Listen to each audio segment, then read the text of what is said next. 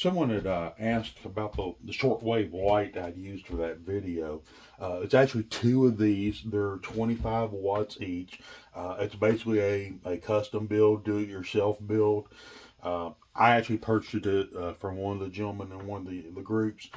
But everything here is pretty simple. You can make it yourself. It's a metal box. It does have holes to secure the lid.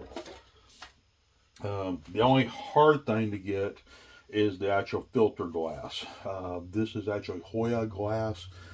You can use ZWB 2 or 3. I forget which one is actually for shortwave.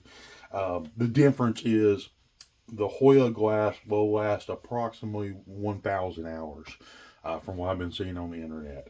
The ZWB glasses will last roughly 100 hours of use.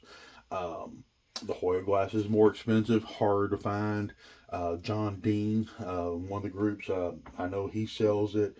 Another way to do it is to buy a transluminator and scrap the glass out of that.